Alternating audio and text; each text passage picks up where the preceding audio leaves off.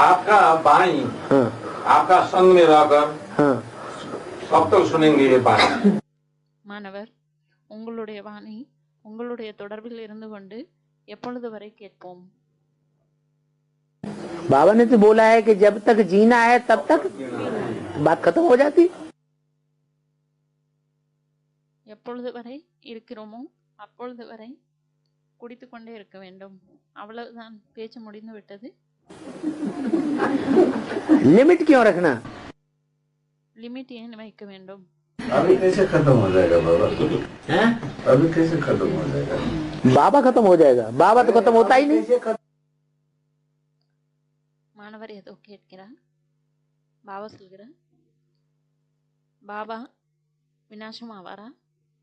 பாபா விநாசம் ஆவதே இல்லை।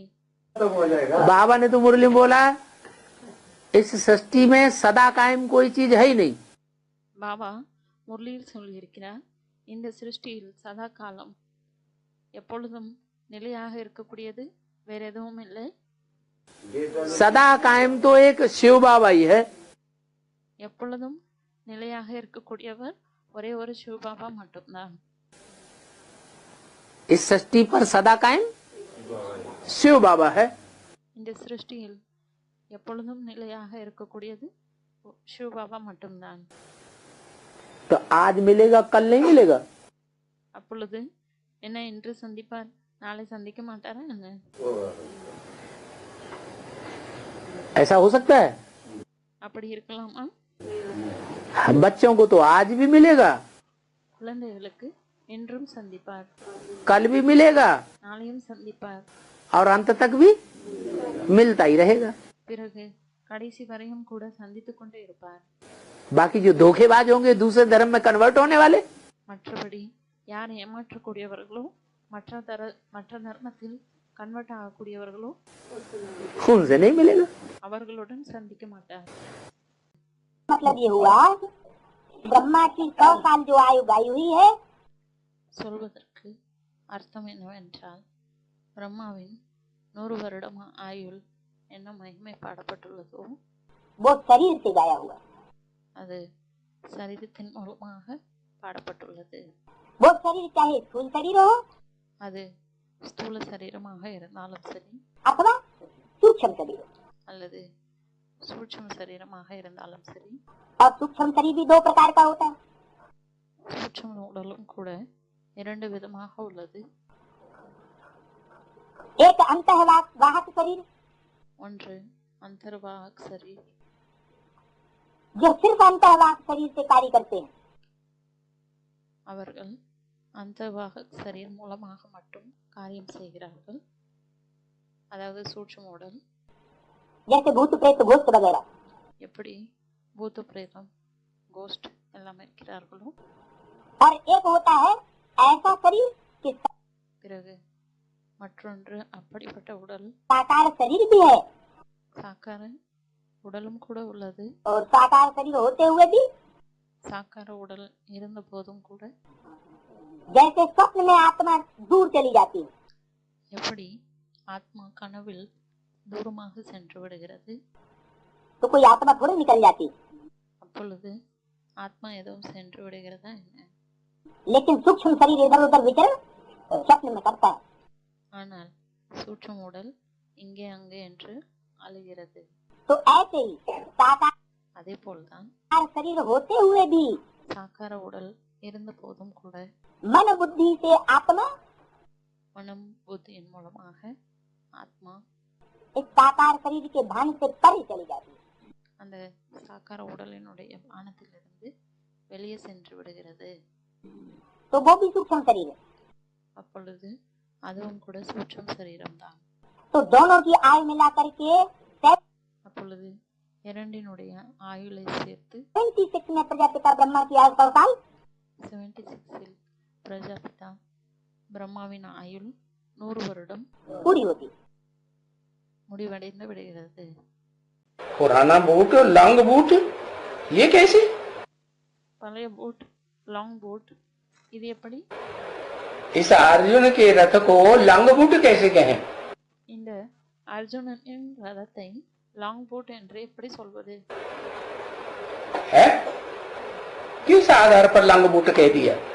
எந்த அடிப்படையில் லாங் போட் என்று சொல்லியிருக்கிறார்?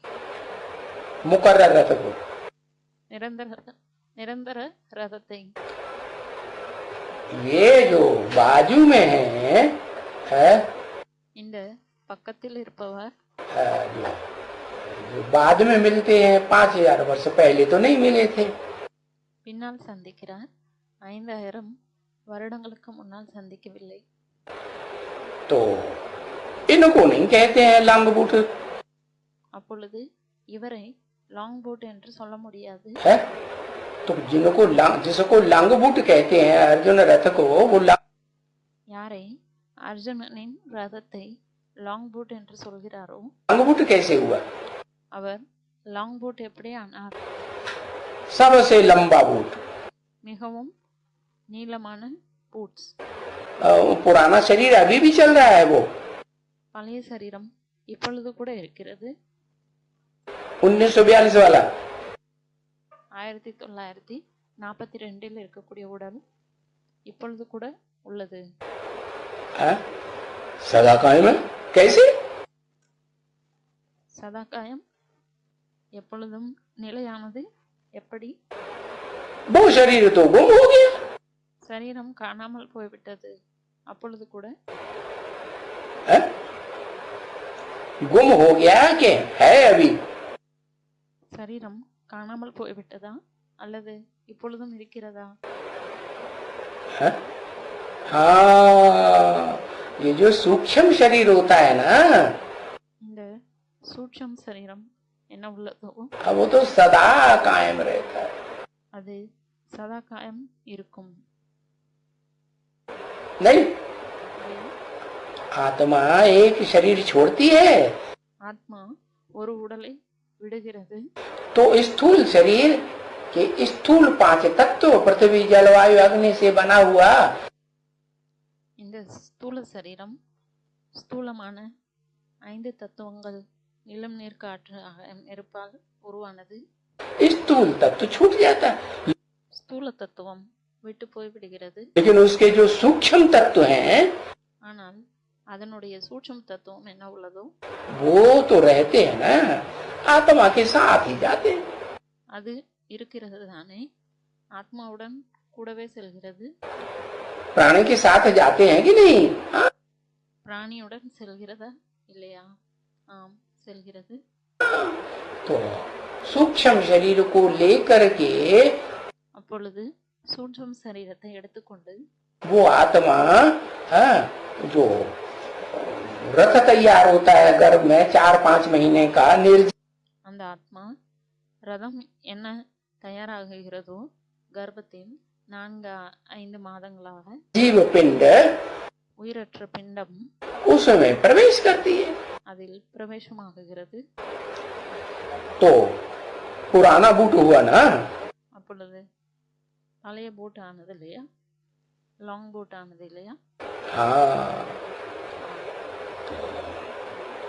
जब कहते हैं कि हाँ अविनाशी पुराना लॉन्ग बूट है, எப்பொழுது சொல்லப்படுகிறதோ அவினாஷி அழிவில்லாத பழைய லாங் போட் 5000 वर्ष पुराना है, 5000 வருடம் பழமையானது. तो स्थूल शरीर की तरफ ध्यान जाना चाहिए அப்பொழுது ஸ்தூல சரீரத்தின் பக்கம் கவனம் செல்ல வேண்டுமா या सूक्ष्म शरीर की तरफ ध्यान जाना चाहिए?